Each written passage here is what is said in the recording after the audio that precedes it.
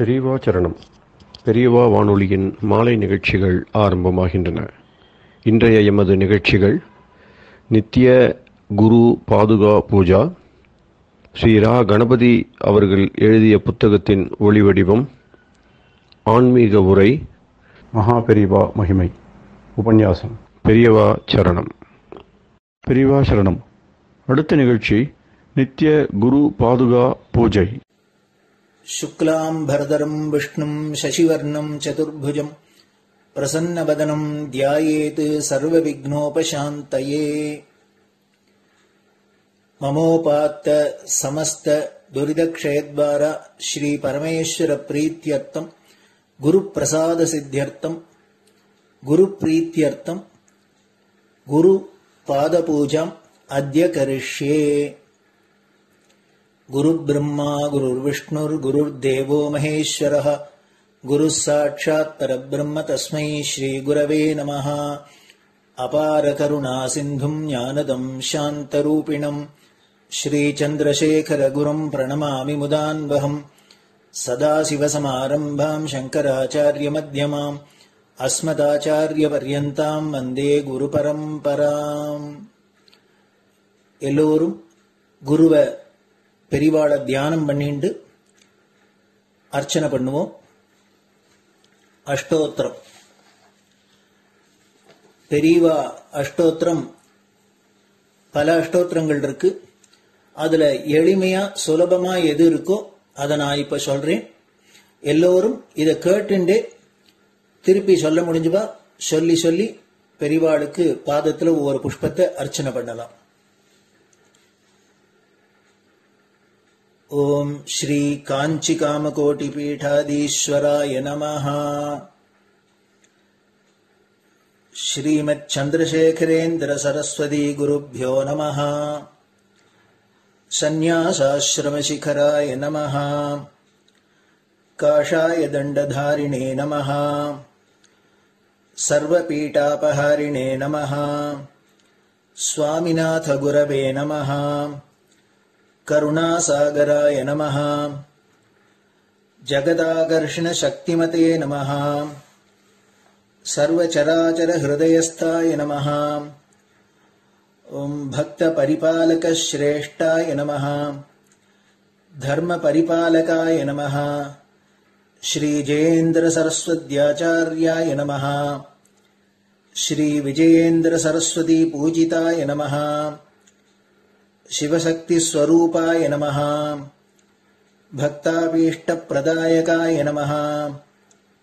ब्रह्मण्य पोषकाय नमः। ब्रह्म विष्णु शिवैक्य स्वरूपाय नमः।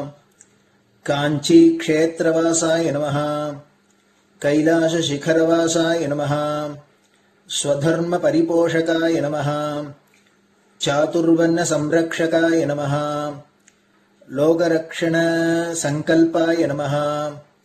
ओम ब्रह्मनिष्ठापराय नमः। सर्वपापहराय नमः। धर्मरक्षक संतुष्टाय नमः।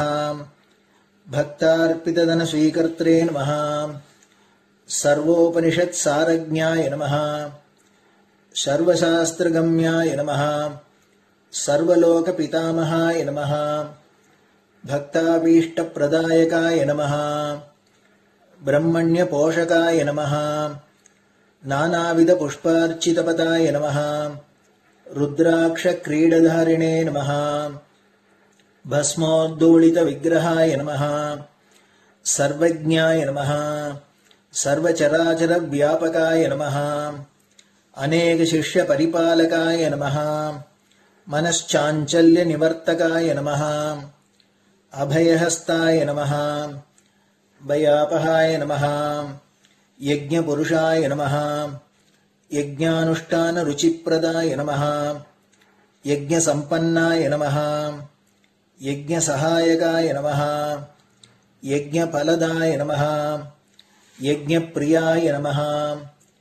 उपमानरहिताय नमः। स्फटिक तुलसी रुद्राक्ष हारधारिणे नमः। चातुर्वर्ण समदृष्टये नमः। ऋग्यजुस्साम अथर्वणादि चतुर्वेद संरक्षकाय नमः। தட்சிணாமூர்த்தி ஸ்வரூபாய நமஹ. ஜாக்ரத் ஸ்வப்ன சுஷுப்தி அவஸ்தாதீதாய நமஹ. கோட்டி சூரிய துல்லிய தேஜோமே ஷரீராய நமஹ. சாது சங்க சம்ரக்ஷகாய நமஹ. அஸ்வகஜ கோபூஜா நிர்வர்த்தகாய நமஹ. குருபாதுக பூஜா துரந்தராய நமஹ. கனகாபிஷிக்தாய நமஹ. ஸ்வர்ண பில்வதள பூஜிதாய நமஹ. சர்வஜீவ மோக்ஷதாய நமஹ. மூக வாக்தான நிபுணாய நமஹ. நேத்ர தீக்ஷாதானாய நமஹ. द्वादशलिंग स्थापकाय नमः. गान रसप्रियाय नमः. ब्रह्मज्ञानोपदेशकाय नमः. सकलकलासिद्धिताय नमः. चातुर्वण्यपूजिताय नमः. अनेकभाषा संभाषण कोविताय नमः. अष्टसिद्धिप्रदायकाय नमः. ओम श्री शारदामठ सुस्थिताय नमः. नित्यान्नदान सुप्रीताय नमः. प्रार्थना मात्र सुलभाय नमः. पादयात्रा प्रियाय नमः. नानाविध मतपंडिताय नमः. श्रुति स्मृति पुराणज्ञाय नमः. देव यक्ष किन्नर किंपुरुष पूज्याय नमः. श्रवणानंदकर कीर्तये नमः. दर्शनानंदाय नमः. अद्वैतानंद भरिताय नमः. अव्याच करुणामूर्तये नमः. शैव वैष्णवादि मान्याय नमः. श्री शंकराचार्याय नमः. दंड कमंडलूहस्ताय नमः. वीणा मृदंग सकलवाद्य नाथस्वरूपाय नमः. रामकथा रसिकाय नमः. वेद वेदांग आगमादि सकलकला सतस्प्रवर्तकाय नमः. हृदय गुहाशयाय नमः. शतरुद्रीय वर्णितस्वरूपाय नमः. केदारेश्वरनाथाय नमः. अविद्यानाशकाय नमः. निष्काम कर्मोपदेशकाय नमः. लघुभक्ति मार्गोपदेशकाय नमः. लिंगस्वरूपाय नमः. सालग्राम सूक्ष्मस्वरूपाय नमः. कालड्यां शंकर कीर्तिस्तंभ निर्माणकर्त्रे नमः. जितेन्द्रियाय नमः. शरणागत वत्सलाय नमः. श्रीशैल शिखरवासाय नमः. डमरुकनाद विनोदाय नमः. वृषभारूढ़ाय नमः. दुर्मद नाशकाय नमः. आभिचारिक दोषहर्त्रे नमः. मिताहाराय नमः. मृत्युविमोचक शक्त्याय नमः. श्री चक्रार्चन तत्पराय नमः. दासानुग्रह कारकाय नमः. अनुराधा नक्षत्र जाताय नमः. सर्वलोक ख्यातशीलाय नमः. वेंकटेश्वर चरण पद्म षट्पदाय नमः. श्री महात्रिपुर सुंदरी समेत श्री चंद्रमौलीश्वर पूजा प्रियाय नमः. श्रीमच्चंद्रशेखरेन्द्र सरस्वती सद्गुरु परब्रह्मणे नमः. गुरुभ्यो नमः. परमगुरुभ्यो नमः. परमेष्टिगुरुभ्यो नमः. परात्परगुरुभ्यो नमः. गुरुपरम्पराभ्यां नमः. गुरुपादुकाभ्यां नमो नमः. அடுத்தது ஊதுபத்தி இருந்தா அதை காமிச்சு தூபம், நெய் தீபம் இருந்தா காமிச்சு அதை நெய் தீபம் தீபம் காமிச்சுட்டு நைவேத்தியம் நைவேத்தியம் வெத்தலைப்பாக்கு பழம் இதுலேருந்து ஆரம்பிச்சு அவளுக்கு எது சௌரியமோ அதுபடி நைவேத்தியம் பண்ணலாம். அதுக்கு அடுத்தது கற்பூர ஹாரத்தி பண்ணி எல்லோரும் பிரதட்சிண நமஸ்காரம் பண்ணி பெரியவாள்கிட்ட பிரார்த்தனை பண்ணிண்டு எல்லோரும் க்ஷேமமா இருக்கணும், லோகம் பரம மங்களமா சௌக்கியமா இருக்கணும், எல்லோரும் வியாதி வெக்க இல்லாத ஆயுராரோக்கிய ஐஸ்வர்யத்தோட சாந்தம் அமைதியோட ஞான வைராக்கியத்தோட எல்லோரும் நல்லவர்களாயிருந்து நன்மையை அடையணும்னு பிரார்த்தனை பண்ணி இந்த பூஜையை தினம் செய்யலாம். குரு பிரம்மா குரு விஷ்ணுர் குரு தேவோ மகேஸ்வரः குருः சாட்சாத் பரபிரம்ம தஸ்மை ஸ்ரீ குரவே நமः. அபார கருணா சிந்தும் ஞானதம் சாந்தரூபிணம் ஸ்ரீசந்திரசேகர குரும் பிரணமாமி முதான்வகம். சதாசிவசமாரம்பாம் சங்கராச்சார்ய மத்யமாம் அஸ்மதாச்சார்ய பர்யந்தாம் வந்தே குரு பரம்பராம். குரு பாத பூஜை நிறைவடைஞ்சது. பெரியவா சரணம். பெரியவா சரணம். பெரியவா வானொலியில் நேயர்கள் அடுத்து கேட்க இருப்பது ஸ்ரீ ரா கணபதி அவர்கள் எழுதிய புத்தகத்தின் ஒளி வடிவம். அளிப்பவர் ஸ்ரீமதி உமா சங்கர் அவர்கள். தேனினும் இனிய சொல்லான் தீச்சுடர் மேனி கொண்டான் ஊனுயிர்க்குயிரதான ஒன்றினைக் கலந்து நின்றான். ஏனினிக் கவலை நெஞ்சே இன்றுனக் அருள் செய்தான். இஞ்ஞானவான் காமகோட்டி நாதனை நம்புவோமே. ஜே ஜே சங்கர ஹரஹர சங்கர. மகாபெரிவாளின் உபன்யாசங்களை ரா கணபதி அண்ணா தெய்வத்தின் குரல் என்ற பெயரில் 7 பாகங்களாக தொகுத்து அளித்ததின் 7ஆம் பாகத்தின் அடுத்த பகுதி குரு சிஷ்ய உறவு. குருவின் பயங்கர பொறுப்பு. புரோகிதருக்கும் குருவுக்கும் வித்தியாசம் காட்டினார் போலவும் ஒரு சாஸ்திர வச்சனம் இருக்கிறது. ராஜானம் ராஷ்டிரஜம் பாபம் ராஜபாபம் புரோஹிதம் பர்த்தாரம் ஸ்திரீ கிருதம் பாபம் சிஷ்ய பாபம் குரும் பிரஜேத். பல அறநூல்களிலிருந்து ஸ்லோகங்களை தொகுத்தளிக்கும் நீதி சாஸ்திரத்தில் 60வது ஸ்லோகமாக இது இடம்பெறுகிறது. சாதாரணமாக நினைப்பது ராஜா ஜனங்களை ஆட்டிப்படைப்பவன், அவனையும் ஆட்டிப்படைப்பவர் ராஜகுரு. பதி என்கிறவன் பெண்டாட்டியை ஆட்டிப்படைப்பவன், குரு என்பவர் சிஷ்யனை ஆட்டிப்படைக்கிறவர் என்று. ஆனால் நம்முடைய தர்மசாஸ்திரங்களில் அந்த 4 பேருக்கும் அவர்கள் யார் யாரை ஆட்டிப்படைப்பதாக தோன்றுகிறதோ அந்த 4 பேரை நல்வழிப்படுத்தியே ஆக வேண்டிய பெரிய பொறுப்பை கொடுத்திருக்கிறது. ராஜா பிரஜைகளை நல்வழிப்படுத்தணும், ராஜகுரு அந்த ராஜாவையே நல்வழிப்படுத்தணும், அகமுடையான்மார்கள் பெண்டாட்டிமார்களை நல்வழிப்படுத்தணும், குரு என்று இருப்பவர் சிஷ்யாளை நல்வழிப்படுத்தணும். இப்படி அவர்கள் கட்டாய பொறுப்பை ஏற்க வேண்டும். பயங்கரமான பொறுப்பாகவே கொடுத்திருக்கிறது. என்ன பயங்கரம் என்றால், அப்படி அவர்கள் நல்வழிப்படுத்த தவறினால் அந்த பிரஜைகளும் ராஜாவும் பெண்டாட்டியும் சிஷ்யர்களும் பண்ணுகிற பாபம் முறையே அந்த ராஜாவையும் ராஜகுருவையும் அகமுடையானையும் குருவையுமே சேரும். இப்படி ஒரு பெரிய பொறுப்பு ஏற்பதால் தான் அந்த 4 பேருக்கும் அவர்கள் பொறுப்பில் உள்ள 4 பேரை அடங்கி நடக்கும்படி சொல்லி இருப்பது.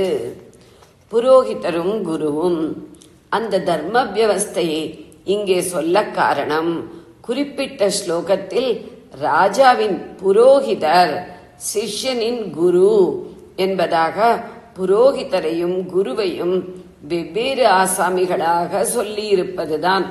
ராஜ பாபம் புரோகிதம், சிஷ்ய பாபம் குரும். அப்படியானால் குரு வேறே புரோகிதர் வேறேயா?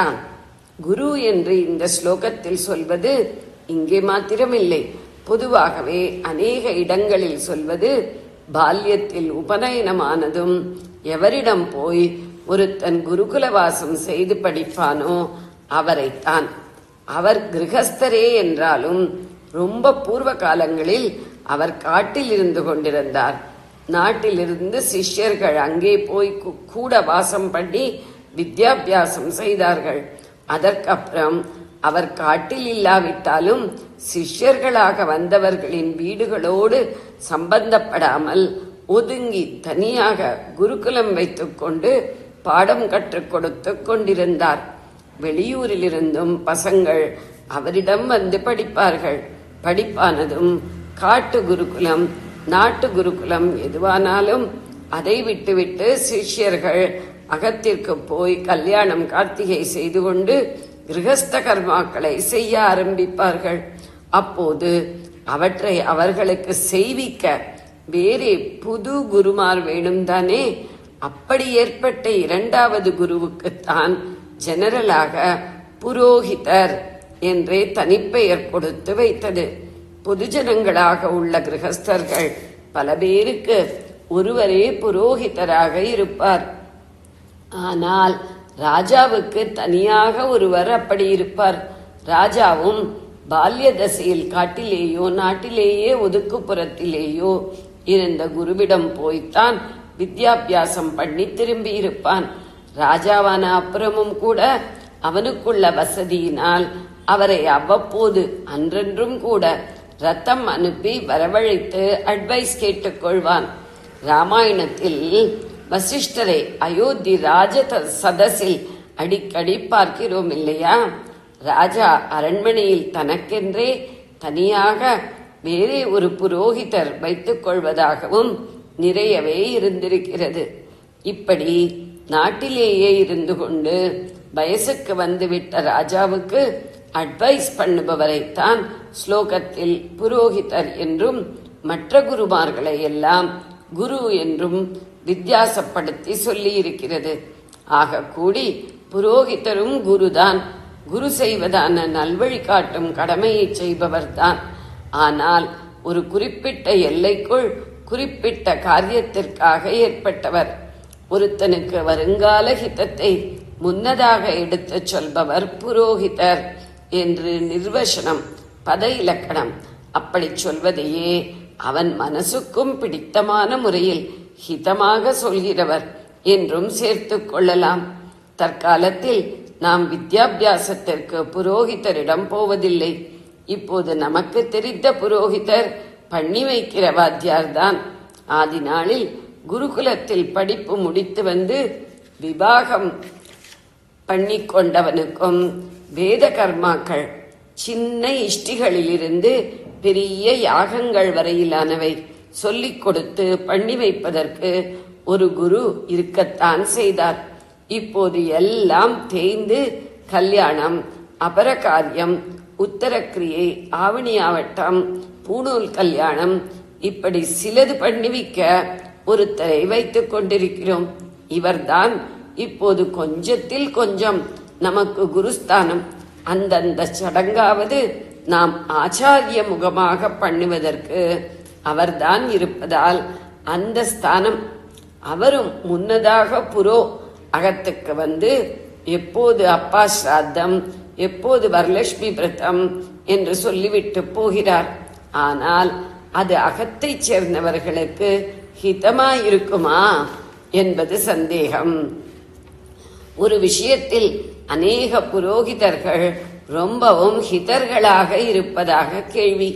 கிரகஸ்தர்கள் எத்தனை அசாஸ்திரியமானதையும் சாஸ்திரோக்தம் என்ற பொய் ஜோடனைக்குள்ளே பண்ண ஆசைப்பட்டாலும் அவர்கள் மனசுப்படியே இன்னும் கூட தைரியம் கொடுத்தும் பண்ணி வைப்பது, அவர்கள் இஷ்டப்படி சௌகரியப்படி கர்மாக்களை குறைத்து பண்ணுவது, வேளை காலம் தப்பி பண்ணுவது என்பதிலெல்லாம் ரொம்ப ஹிதமா இருப்பதாக கேள்வி. முன்னாள் புரோகிதர் எதுதான் நிஜமாகவே ஹிதமோ அதையே கேட்கவும் ஹிதமாக சொல்வார். சொல்கிறவர் என்றால் சொல்லி அதோடு விட்டு விடுகிறவர் இல்லை, தாம் சொன்னபடி சிஷ்யன் செய்யும்படியாகவும் தூண்டிவிடுவார். அந்த சக்தி அவருக்கு இருந்தால்தான் குரு என்ற பெரிய பெயர் பொருந்தும். சீடன் முயற்சியும் குருவின் அருளும். இப்படி சொன்னதால் ஒரு குரு எல்லா சிஷ்யர்களையும் அவர் சொல்கிறபடியே 100% நடக்க பண்ணிவிடுவார் என்று அர்த்தமில்லை. ஒவ்வொரு ஜீவனுக்கும் இருக்கப்பட்ட அந்த கரணத்தின் பக்வஸ்திதிக்கும் இங்கே இடம் கொடுக்கத்தான் வேண்டும். சிஷ்யனின் சித்த பக்குவம், புத்தி தீக்ஷண்யம் ஆகியவை வித்யாஸ்வீகரணத்தில் முக்கியமான இடம் பெற்றவையாகும். அவற்றோடு வினயம் முக்கியமாக வேண்டும். பரம வினயத்தினால் அப்படியே குருவுக்கு சரணாகதி பண்ணுகிறவன் விஷயத்தில்தான் அவன் மந்த புத்திக்காரனாக இருந்தால் கூட குருவின் தூண்டுதலே பூர்ணமாக வேலை செய்து பூர்ண ஞானத்தை கொடுப்பது. அதை தூண்டுதல் என்று சொல்லி முடித்து விடுவது கூட சரியில்லை. குருவின் கிருபா சக்தியே சிஷ்யனுக்கு வேலை வைக்காமல் ஞானத்தை அவனுக்குள் ரொப்பி நிரப்பி விடுவதாகவே சொல்லணும். அது விதிவிலக்குத்தான். ஏனையவர்களும் எந்த அளவுக்கு வினயமாக படிமானத்துடன் கற்கிறார்களோ அந்த அளவுக்கு குருவின் கிருபையும் வெவ்வேறு டிகிரிகளில் அவர்களை தூண்டிவிடும். அப்படி இல்லாதவர்களை அவர் ஏதோ தற்காலிகமாக தூண்டிவிடலாம். அப்புறம் அவர்களுடைய கீழ்ப்படிதல் போதாத அந்தக்கரணம் விரைத்துக் கொண்டு தன் போக்கிலேயே எழும்பிவிடும். வித்யை பிரயோஜனப்படாமல் போகும். உபனிஷத்தை பார்த்தாலே தெரியும். சாந்தோக்கியம் 8வது. 7. பிரஜாபதி அசுரராஜாவான விரோச்சனனுக்கும் உபதேசம் பண்ணினார். தேவராஜனான இந்திரனுக்கும் உபதேசம் பண்ணினார். ஆனாலும் அசுரராஜா விரோச்சனன் தேகாத்ம புத்தியுடன் உடலேதான் ஆத்மா என்ற அறிவுடன் மட்டும் நின்றுவிட்டான். இந்திரன் தான் தேகாதீதமான நித்திய சத்திய நிஜ தத்துவமாக ஆத்மாவை தெரிந்து கொண்டான். காரணம், குருவுக்கும் அவர் சொல்லித் தருகிற வித்யைக்கும் எந்த அளவுக்கு ஒரு சிஷ்யன் கீழ்ப்படிதலுடன் அந்த கரணத்தை திறந்து விடுகிறானோ அதை பொறுத்தே அவனுக்குள் தத்துவம் ஏறும் ஊறும் என்பதுதான். சிஷ்யன் எப்படிப்பட்டவன் என்பதும் வித்யாஸ்வீகரணத்தில் முக்கியம். அதுதான் விஷயம் என்ற அளவுக்கு கொஞ்சம் எக்ஸ்ட்ரீமாகவே பவபூதி சொல்லி இருக்கிறார். விதரதி குரு பிராக்ஞே வித்யாம் யதைவ ததா ஜடே நது கலு தயோர் ஞானே சக்திம் கரோத் யபஹந்தி வா பவதி ச தயோர் பூயான் வேதகா பலம் பிரதி தத் யதா பிரபவதி கஷித் பிம்பக்ராகே மணிர் ந மிருதாம் ஷயகா. என்ன சொல்கிறார் என்றால், நல்ல புத்திமானான ஒரு மாணவன் இருக்கிறான், பிராக்ஞன் என்று அவனை ஸ்லோகத்தில் சொல்லி இருக்கிறது. ரொம்ப பிராக்ஞன்னு எண்ணம் என்று நாம் கூட சொல்கிறோம். பிராக்ஞன் என்றால் புத்திசாலி என்பது மட்டுமில்லை, சித்த பக்குவம், அதற்குரிய வினயம் ஆகியவையும் உள்ளவன். அப்படிப்பட்டவனுக்கும் குரு பாடம் சொல்கிறார். ஜட்டம் என்று ஸ்லோகத்தில் சொல்லி இருக்கும் மந்த புத்திக்காரனுக்கும் சொல்லித் தருகிறார். கீழ்ப்படிதலிலும் இவன் ஜட்டம். இப்படி வித்தியாசமான இரு தினசு வித்தியார்த்திகளுக்கும் ஒரே மாதிரி தான் வித்தியாசம் பார்க்காமல் பாடம் நடத்துகிறார் குரு. இது ஸ்லோகத்தின் முதல் பாகம், 4 வரிகளில் முதல் வரி. அடுத்த பாதத்தில் அவர் சொல்வதைத்தான் எக்ஸ்ட்ரீம் என்று சொன்னேன். நது கலு தயோர் ஞானே சக்திம் கரோதி அபகந்தி வா என்று இங்கே சொல்கிறார். அவர்களுடைய அறிவுக்கு, சுபாவமாக அவர்களுக்குள்ள அறிவுக்கு அவர் புதுசாக சக்தி ஊட்டவும் இல்லை, அந்த அறிவின் சக்தியை அபகரிக்கவும் இல்லை. அதாவது சிஷ்யனின் அறிவுத்திறனை குரு கூட்டவும் இல்லை, குறைக்கவும் இல்லை. இப்படி அவர் சொல்வது ஒரு சிஷ்யனுக்கு வித்யை ஏறுவதும் ஏறாததும் முழுக்க அவனுடைய புத்தியை பொறுத்ததே என்ற அபிப்பிராயத்தை கொடுக்கிறது. இதை எக்ஸ்ட்ரீம் வியூ ஒரு சார்பாகவே சற்று அத்தியாக பேசுவது என்றுதான் சொல்ல தோன்றுகிறது. சொன்னவர் ரொம்ப பெரியவர், ஆத்ம சாஸ்திரம், நீதி சாஸ்திரம் எல்லாம் நன்றாக தெரிந்த மகாகவி. ஆனாலும் ஒரு கவி தாம் எடுத்துக்கொண்டுள்ள ஒவ்வொரு விஷயத்திற்கும் அந்தந்த சமயத்தில் ரொம்ப அழுத்தம் கொடுத்து பேசினாலே அது நன்றாக மனசில் பதியும் என்பதால் எக்ஸ்ட்ரீமாகவும் சிலது சொல்கிறது வழக்கம். அந்த சந்தர்ப்பத்தில் அப்படி சொன்னால்தான் பளிச்சென்று விஷயம் நிற்கும். பிரகிருத ஸ்லோகம், தற்போது நாம் எடுத்துக்கொண்டுள்ள ஸ்லோகம் உத்தர ராமச்சரிதம் என்கிற நாடகத்தில் வருகிறது. அதிலே வால்மீகி மகர்ஷியின் ஆசிரமத்திலே லவகுச்சர்கள் அவரிடம் வித்யாபியாசம் செய்கிற போது அவர்களோடு கூட படித்த சக வித்யார்த்தியான ஆத்ரேயி என்ற பெண் சொல்கிற வச்சனமே இந்த ஸ்லோகம். லவகுச்சர்கள் பாடத்தை அப்படியே பூர்ணமாக கிரகித்துக் கொண்டார்கள். அதற்கான பிரக்ஞா என்ற நல்லறிவாற்றலும் மேதா என்பதான விஷயத்தை மறக்காமல் ஸ்திரமாக காப்பாற்றிக் கொள்கிற சக்தியும் அவர்களுக்கு இருந்தது.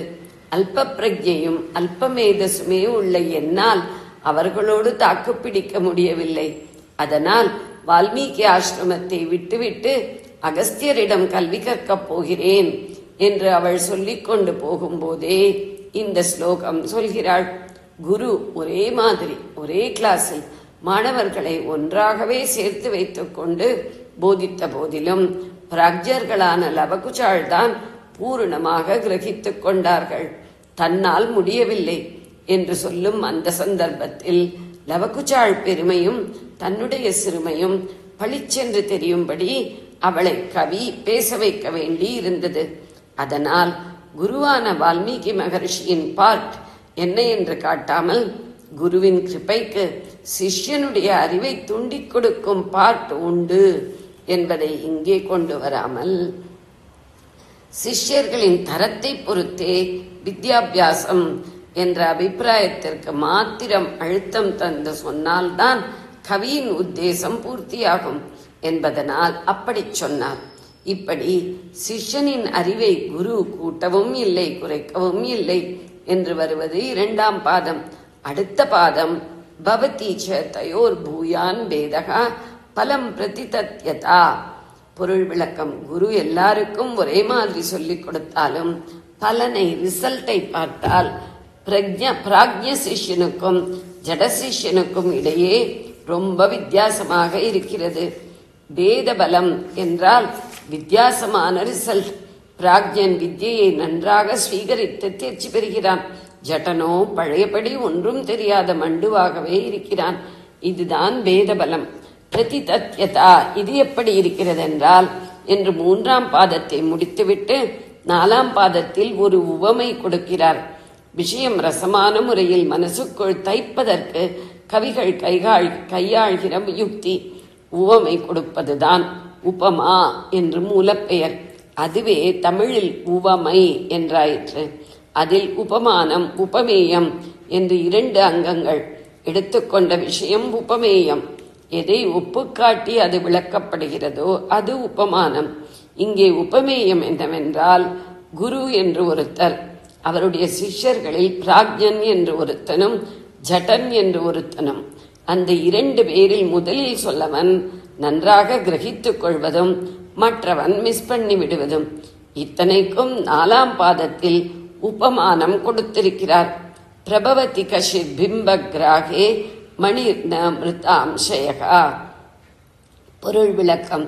ஒரு வஸ்து இருக்கிறது, அது பிம்பம். அதன் ரூபத்தை சில வஸ்துக்கள் தங்களுக்குள் வாங்கிக் கொண்டு பிரதிபலிக்கின்றன.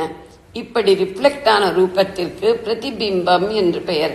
சரி, எல்லா வஸ்துக்களும் இப்படி ஒரு பிம்பத்தை பிரதிபலிக்கின்றனவா? இல்லை, பளபளப்பான வஸ்துக்கள் மட்டுமே பிரதிபலிக்கின்றன. அவற்றிலேயே பளபளப்பின் டிகிரி வித்தியாசத்தை பொறுத்து பிரதிபிம்பத்தின் தெளிவான ரூபமும் ஏற்ற இறக்கங்களோடு உண்டாகிறது. எல்லாவற்றையும் விட நல்ல சுத்தமான கண்ணாடிதான் ஒரு பிம்பத்தை அப்படியே அது இருக்கிற ரூபத்திலேயே பிரதிபலிக்கிறது. பவபூதியின் காலத்தில் சுத்த ஸ்பட்டிகம் பளிங்கு என்பதுதான் கண்ணாடியாக இருந்தது. அது ஒரு தினுசு மணிதான். தோர்பிர் யுக்தா ஸ்பட்டிக மணிமயீம் அக்ஷமாலாம் ததானா என்று சரஸ்வதியின் தியான ஸ்லோகத்தில் வருவது தெரிந்திருக்கலாம். ஸ்பட்டிகம் மணி, சுத்தமான அந்த ஸ்பட்டிக மணியைத்தான் சுச்சிர் மணி என்று சொல்லி இருக்கிறது. சுச்சிர் என்று முதலில் வந்து அப்புறம் பிம்பக்ராகே என்பது குறுக்கிட்ட பின் மணி என்று வருகிறது. கவிதா ரூபம் அழகாக இருப்பதற்காக இப்படி பிரித்து குறுக்கே வேறே வார்த்தையை புகுத்தி கம்போஸ் பண்ணுவார்கள். பிம்பக்ராகே என்றால் பிம்பத்தை கிரகிப்பதில், அதாவது பிம்பத்தை தனக்குள்ளே வாங்கிக் கொண்டு ரிஃப்ளெக்ட் பண்ணுவதில். இப்படி பண்ணுவதில் இரண்டு விதமான மீடியம்களுக்கு இடையே உள்ள வித்தியாசத்தை தான் உபமானமாக கொடுக்க வருகிறார். ஒரு மீடியம் சுச்சியான மணி, அது பிம்பத்தை தத்ரூபம் கிரகித்து விடுகிறது. இன்னொரு மீடியம் களிமண்ணு குவியல், மண்ணாங்கட்டி என்பது மிருதாம்சயகா என்று அதைத்தான் ஸ்லோகத்தின் முடிவில் சொல்லி இருக்கிறது. மண்ணாங்கட்டி எந்த பிம்பத்தையாவது ரிஃப்ளெக்ட் செய்யுமா? செய்யாதொல்லியோ. அதற்கு கிராஹ்ய சக்தியை கிரகிக்கும் ஆற்றலே இல்லை. ஒரே பிம்பம்தான் ஸ்பட்டிகமணிக்கும் சரி மண்ணாங்கட்டிக்கும் சரி. ஒரே மாதிரிதான் அந்த பிம்பம் தன்னை காட்டிக்கொள்கிறது. ஆனாலும் முன்னால் சொன்னதுதான் அதன் ரூபத்தை தனக்குள் வாங்கிக் கொள்கிறது. பிந்தையது அப்படி இல்லை. இப்படி ஒரே பிம்பம் ஏற்படுத்துகிற விளைவுகள் ஒன்றுக்கொன்று வித்தியாசமாக இருக்கின்றன, பேதபலமாக இருக்கிறது. உபமான உபமேயங்கள் புரிகிறதோ இல்லையோ? குரு கொடுக்கும் போதனை என்ற உபமேயத்திற்கு பிம்பம் உபமானம். அதை உள்ளபடி கிரகித்துக் கொள்ளும் பிராக்ஞ சிஷ்யன் என்ற உபமேயத்திற்கு பிம்பத்தை தத்ரூபம் கிரகித்துக் கொள்ளும் சுத்தமான ஸ்பட்டிகமணி உபமானம். அப்படி கிரகிப்பதற்கு சக்தி இல்லாத ஜட்டன் உபமேயம். அவனுக்கு உபமானம் மண்ணாங்கட்டி, களிமண் மூளை என்கிறோமே அது. சின்னஞ்சிறிய மணியும் ஒரு பெரிய பிம்பத்தை தெளிவாக பிரதிபலிக்கிறது. குவியலாகவே மண்ணாங்கட்டியை கொட்டினாலும் சயகா என்று வருவதற்கு குவியல் என்று அர்த்தம். அது ஒரு சிறிய பிம்பத்தை கூட பிரதிபலிக்க முடியாது. வயசில் சின்னவர்களான லவகுச்சர்கள் வால்மீகி பகவான் சொல்லிக் கொடுத்த பெரிய பெரிய தத்துவார்த்தங்களையும் மணி என்பதற்கே சிஷ்யமணி மணிகளாகவே முழுக்க கிரகித்துக் கொண்டார்கள்.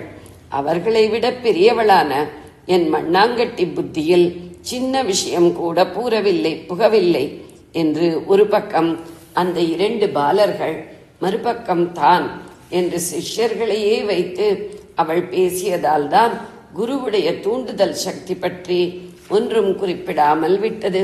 வாஸ்தவத்தில் சிஷ்யனுடைய ஸ்வயபக்வமும் ஸ்வயப்பிரயத்னமும் ரொம்ப ரொம்ப முக்கியம்தான் என்றாலும் குருவும் தாம் கற்பிப்பது சிஷ்யனின் மூளைக்குள் இறங்குவதற்கும் அப்புறம் அந்தக்கரணத்திலேயே இறங்கி அந்தப்படியே அவன் வாழ்க்கையில் அனுஷ்டிப்பதற்கும் கொஞ்சமோ நஞ்சமோ தூண்டிவிட்டு துணையாக கூடேயும் போவார்.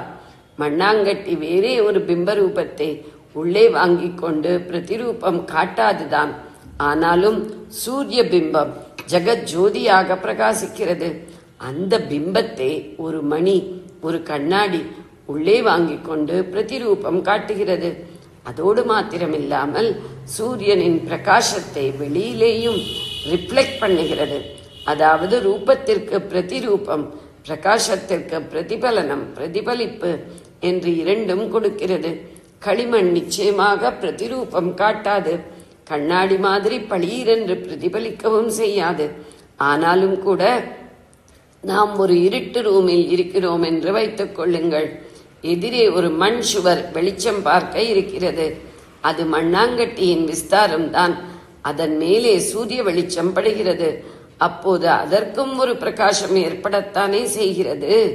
அதிலிருந்து நம்முடைய இருட்டு ரூமுக்கு கூட கொஞ்சம் ரிஃப்ளெக்டட் லைட் கிடைக்கத்தானே செய்கிறது. இருட்டிலே வெளிச்சம் கிடைப்பதற்கு இப்படி ஒபேக், அதாவது ஒளி ஊடுருவாத வஸ்துக்களை கூட வெயிலிலோ அல்லது வேறு ஒரு பிரகாசத்திலோ குறிப்பிட்ட கோணங்களில் பிடித்தே இருட்டு பகுதிக்கு லைட் ரிஃப்ளெக்ட் ஆகும்படி செய்வதுண்டுதானே. சூரியன் தன் ரூபத்தையே ஒரு மீடியத்தின் உள்ளே பாய்ச்சுகிறான். அதுவே வெளியிலே தன் பிரகாசத்தை பரப்பும்படியாகவும் செய்கிறான். இன்னொரு மீடியத்தின் உள்ளே போகாமல் மேல் பரப்பிலே தன் பிரகாசத்தை மட்டும் பரப்பி அதுவும் கூட அந்த பிரகாசத்தை ஓரளவுக்கு வெளியிலே பரப்பும்படி செய்கிறான். அந்த மாதிரி நல்ல ஞான பிரகாசம் உள்ள குருவானால் என்ன களிமண் மண்டையானாலும் அவனுக்கும் புத்தியில் மேலெழுந்த வாரியாகவாவது கொஞ்சம் அறிவு பிரகாசம், அறிவொளி ஊட்டி ஊட்டி என்று உள்ளே போகிற ஒன்றாக சொல்ல முடியாதுதான். அறிவொளி பரப்பி என்று வேண்டுமானால் சொல்லலாம். அப்படி பண்ணி அவனால் பிரத்தியாருக்கும் கூட அந்த விஷய அறிவொளி கொஞ்சம் கிடைக்குமாறு செய்து விடுவார். உத்தம சிஷ்யனாயிருந்தாலோ மணியின் உள்ளுக்குள்ளேயே பிம்பரூபம் பதிகிறது போல அவனுடைய அந்தராத்மாவிலேயே தன்னுடைய சகல அறிவும் அதோடு குணங்களும் சக்திகளும் கூட பதியும்படி பண்ணி அவனால் வெளியிலும் நன்றாகவே ஞான பிரகாசம் பரவுமாறு செய்வார். ஜெய ஜெய சங்கர, ஹர ஹர சங்கர. பெரியவா சரணம். இந்நிகழ்ச்சியின் அடுத்த பகுதி நாளை மாலை இதே நேரத்தில் ஒளிபரப்பாகும். பெரியவா சரணம். பெரியவா சரணம். பெரியவா வானொலியில் நேயர்கள் அடுத்து கேட்க இருப்பது திரு கவிக்கண்ணன் அவர்களின் ஆன்மீக உரை. பெரியவாச்சரணம். ராம் ராம். ஸ்ரீ குருப்யோ நம. ஜெய ஜெய சங்கர ஹர ஹர சங்கர. பெரியவா வானொலி நேயர்கள் அனைவருக்கும், மகா பெரியவாவுடைய பக்தர்கள் அனைவருக்கும் அடியேன் கவிக்கண்ணனின் அன்பு கலந்த நல்வாழ்த்துக்கள். ஜெய ஜெய சங்கர ஹர ஹர சங்கர. ஸ்ரீ குருப்யோ நம.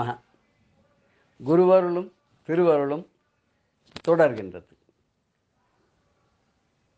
போன வாரம் ஸ்ரீ தத்தானந்தர் அவர்களும் சுந்தரராஜன் என்கிற சுராஜ் அவர்களும் சந்தித்ததையும் ஒருவருக்கொருவர் அளவலாவி கொண்டதையும் பார்த்தோம். அதனுடைய தொடர்ச்சியை நாம் இன்று பார்க்க போகிறோம். சுராஜ் அவர்கள் பல கேள்விகள் கேட்டு தொலைக்க ஸ்ரீ தத்தானந்தர் அவர்களுக்கும் அவருக்கு சரியான விடைகளை கொடுத்து உலகாயத்தமான வாழ்க்கை பிரச்சனைகள், ஆன்மீகம் ஆகிய அனைத்து விஷயங்களையும் பற்றி அனைத்து கேள்விகளுக்கும் சரியான விடைகளை கொடுத்து அந்த பதில்களை ஒரு உரைகளாக அமைய இவர் ஒரு தங்கம் என்று உரைத்து பார்த்து, சீடர் வெறும் தங்கம் மட்டுமல்ல சொக்க தங்கம் என்பதை தத்தானந்தரும் உணர்ந்து கொள்ள, சீடர் வைத்த அக்னி பரீட்சையிலே புடம்போட்ட தங்கமாய் குருநாதரான ஸ்ரீ தத்தானந்தர் வெளிவர அதைக் கண்டு மகிழ்ந்த சுராஜ் அவர்களும் ஒருவருக்கொருவர் ஒப்பற்ற குரு சிஷ்யர்களாக மாறிவிட்டார்கள். சிஷ்யர் குருவரின் திருவடிகளிலே பணிந்து தன்னை ஏற்றுக்கொள்ளுமாறு வேண்டினார். குருவுக்கு என்ன கரும்பு திங்க கூலியா வேண்டும், உடனே ஏற்றுக்கொண்டு விட்டார். மேலும் மேலும் சாதனைகளை முன்னேறினார். 1957 முதல் 1961 வரையில் தமக்கேன் வீட்டில் தங்கியிருந்த போது சாதனையில் முன்னேறிய ஸ்ரீ சுராஜ் அவர்கள் தத்தானந்தரை அவ்வப்போது கலந்து ஆலோசித்து அவருடைய அறிவுரைகளை எல்லாம் பெற்று நாளுக்கு நாள் தேஜஸ்வியாக திகழ்ந்தார். அந்த சுராஜ் அவர்கள் குரு தத்தானந்தருடைய அருள் வாக்கின்படி சுராஜானந்தராக, குரு சுராஜானந்தராக மாறினார். எண்ணற்ற மகான்களின் தரிசனங்களை எல்லாம் அவர் பெற்றார். குருஜி என்று எல்லோராலும் அழைக்கப்படும்படி நடந்து கொண்டார். அவர் ஆரம்ப காலத்திலே சட்டையெல்லாம் போட்டு கொண்டு வந்தாலும் பிற்காலத்திலே அவர் குரு சுராஜானந்தராக மாறி 1967 டிசம்பரில் அனுமத் ஜெயந்தி உற்சவம் சிறப்பாக கொண்டாடும் போது குருநாதர் சொன்னபடி ஏற்பாடுகள்லாம் செய்து அப்போது ஒரு மண்டலம் தாடி வைக்க தொடங்கி அதற்கப்புறம் தீட்சையுடன் தாடியுடனே இருக்க ஆரம்பித்தார். அவர் எல்லோருக்கும் என்ன சொன்னாலும் பலித்தது. எல்லோரும் அவரிடம் ஆசி பெற்று சென்றார்கள், அறிவுரை பெற்று சென்றார்கள். குருஜி தன்னை என்றுமே தான் ஒரு குரு என்றோ தான் ஒரு யோகி என்றோ வெளிப்படுத்தி கொண்டதே இல்லை. அவர் ஒரு சர்ப்ப யோகி, பெரிய குண்டலினி யோகி, ஆத்மபலம் பெற்றவர், பெரிய தபஸ்வி, பார்வைக்கு மிகவும் எளியவர். ஒரு வெள்ளை வேஷ்டியும் ஒரு யோக வேஷ்டியாக ஒரு வெள்ளை அங்கவஸ்திரமும் தான் அணிந்து கொண்டிருப்பார். நெற்றியிலே ஒரு குங்கும பொட்டும் இருக்கும், சிறு விபூதியும் இருக்கும். அவருடைய அடையாளமே புன்சிரிப்பு தான். நம்ம அவர்கிட்ட போய் நம்மளுடைய கஷ்டத்தை சொல்லணுங்கிறதே கிடையாது. நாம் அவரை பார்த்த உடனே நம்மளை பார்த்து ஒரு சிரிச்சுட்டாருனால நம்ம கஷ்டம்லாம் பறந்தோடி போயிடும். எப்படி திருப்பதியில் பெருமாளுடைய சன்னதிக்கு போய் நின்ன உடனே நம்ம என்ன வேண்டிக்கணும் என்ன கேட்கணும்னு போனோமே அதுவே மறந்து போய்டும்னு சொல்லுவார். அது மாதிரி நம்ம குருஜியை நாங்கள்லாம் குருஜின்னு தான் சொல்லுவோம். குரு சுராஜானந்தா அப்படின்னு அவருடைய பெயர். அந்த குருஜியை பார்த்த உடனேயே மனசு அப்படியே ஒரு ஆனந்த வெள்ளம் பெருகும். வந்த காரியம் மறந்து போய்டும், துக்கங்கள்லாம் விலகி போய்டும். அவராக கேட்பார், என்ன சமாச்சாரம், என்ன மனசு சஞ்சலப்படுறது போல் இருக்கு, கஷ்டமாக இருக்கு போல் இருக்கு. உடனே ஆறுதலாக 4 வார்த்தை சொல்லுவார். அவர் இந்த இதெல்லாம் கிடையாது. மந்திரம், தாயத்து இது மாதிரி பண்ணுறது, செலவழித்து விடுறது, பரிகாரம் சொல்கிறதெல்லாம் ஒன்றுமே கிடையாது. அவருடைய அவர் தரக்கூடிய மருந்து என்ன அப்படின்னு கேட்டால் அன்பு தான். அன்பு, அருமையான வார்த்தைகள் பேசக்கூடியவர். குரு சுராஜானந்தா அவர்களை பற்றி ரொம்ப பேருக்கு தெரியும். அவர் ஒரு பெரிய யோகி என்பது மாத்திரமில்லை, அவர் அவருடைய கவிதைகள், அவருடைய பாடல்கள் சிறுவயது முதற்கொண்டே நிறைய எழுதியிருக்கிறார். அவருடைய பல பாடல்கள் ரொம்ப பிரபலமாக இருக்குது. நிறைய நாதஸ்வர வித்வான்கள், நிறைய அந்த காலத்து பெரிய வித்வான்கள்லாம் பாடியிருக்கார். நம்மளும் நிறைய பேர் கேட்டிருக்கோம். முருகனின் மறுபெயர் அழகு, அந்த பாட்டு அவரோட தான். அனுமனை அனுதினம் நினை மனமே தான். கங்காதீஸ்வரம் அவர் தான். இது மாதிரி நிறைய அவருடைய பாடல்கள்லாம், பிரசித்தி பெற்ற பல பாடல்கள்லாம், அப்படியே மனசை தொடக்கூடிய பாடல்கள்லாம் அவரோட நிறைய இருக்கு. அவர் 1987 நினைக்கிறேன், அப்போ நீலாங்கரையில் யோகாலய ஆசிரம் அப்படின்னு ஒன்று நிறுவினார். அவர்கிட்ட ஒரு 150 வருஷம் பழமையான ஒரு அத்திமரத்தில் செய்யப்பட்ட ஆஞ்சநேய மகாபிரபு, அவர் தான் அவருடைய உபாசன தெய்வமாக அதை வச்சுட்டு கொண்டாடின்னு இருந்தார். அனுமர் ஜெயந்தி கொண்டாடுவார் வருஷா வருஷம். அந்த அத்தி மரத்திலான அந்த ஆஞ்சநேயருக்கு அவரை தீபாரதனை காட்டும்போது அப்படியே ஆஞ்சநேயர் நம்மளோட பேசுகிற மாதிரியே இருக்கும், அருளாட்சி வழங்குற மாதிரியே இருக்கும். அந்த யோகாலய ஆசிரமம் எப்படின்னா, யோகமும் அங்கே பயிற்சிக்கப்படும். அது ஒரு ஆலயமாகவும் இருக்கும், ஆஞ்சநேய சுவாமி இருக்கிறதுனால. அது ஒரு ஆசிரமமாகவும் இருக்கும். என்ன ஒரு சந்நியாச தீட்சை பெற்று சுவாமிகளாக திகழ்ந்த குருஜி அவர்கள் அங்கே 3ஐயும் அதோட சேர்த்து இந்த பேரை, அதுக்கு அழகாக யோகாலயா ஆசிரமம் பேர் வச்சிருந்தார். அது 1992ஆம் ஆண்டு வரை அது அவருடைய மேற்பார்வையிலே ரொம்ப அழகாக நடந்து வந்தது. 1992 ஜூலையில் திடீர்னு அவருடைய சிறிய தாயார்னு சொல்ல, தாயாக தான் அவர் இருந்தார்.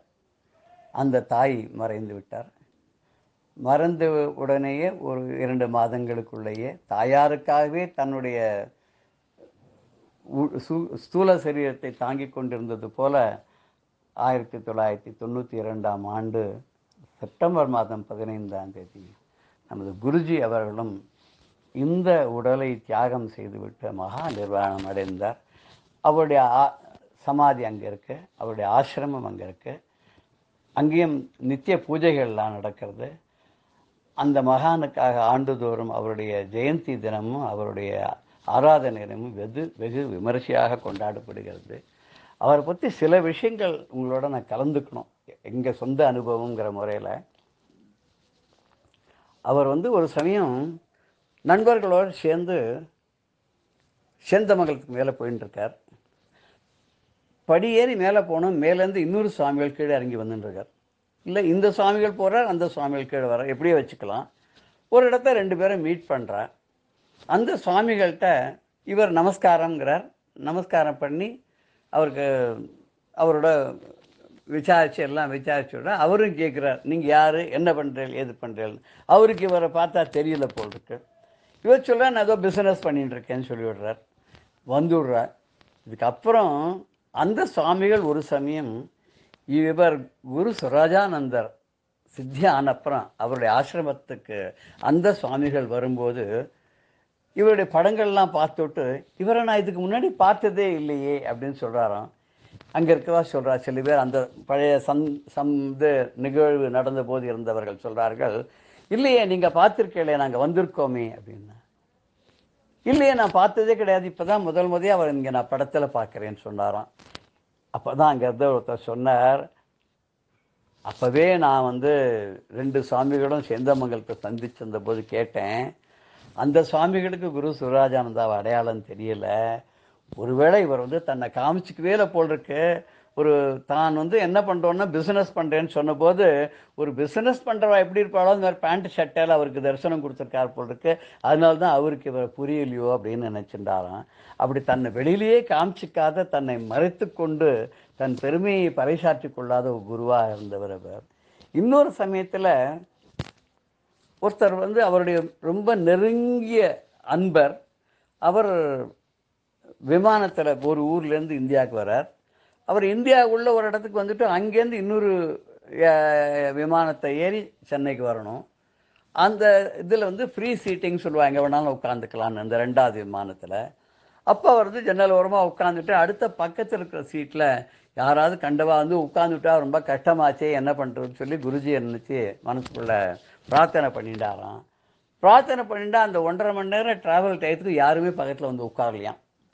இது ஒரு பெரிய அதிசயம் இவருக்கே. என்னது இது, நம்ம பக்கத்தில் யாருமே வந்து உட்காரல, எல்லோரும் வரா பக்கத்தில் வந்துட்டு உடனே திரும்பி போயிடுறாளே அப்படின்னு நினச்சாராம். கடைசியில் அன்றைக்கி ராத்திரி ஒரு சொப்பனத்தில் குருஜி வந்தாராம். வந்து சொன்னாராம், உம்மை பக்கத்தில் யாருமே உட்காந்து வரல இல்லையா, வரவாலாம் கூட விட்டுட்டு நகர்ந்து போயிட்டா இல்லையா, ஏன் தெரியுமா, அங்கே நான் உட்காண்டிருந்தேன், ஏன்னா நீங்கள் கேட்டாலே என் பக்கத்தில் யாராவது கண்டவா வந்து உட்காந்தா நான் என்ன பண்ணுறதுன்னு நீங்கள் வேண்டிகிட்டே இல்லையா, யாரும் வந்து உட்காரக்கூடாதுன்றதுக்காக நான் அங்கே உட்காந்தேன், அவள் கண்ணுக்கெல்லாம் நான் தெரிஞ்சிருக்கேன், ஆனால் உங்கள் கண்ணுக்கு பார்த்தா நான் தெரியல போல இருக்குது அப்படின்னு சொல்லி சொன்னாராம். இப்படி பல விந்தைகள்லாம் அவர் பண்ணியிருக்கார். இன்னொரு விஷயத்த சொன்னால் ரொம்ப ஆச்சரியமாக இருக்கும்.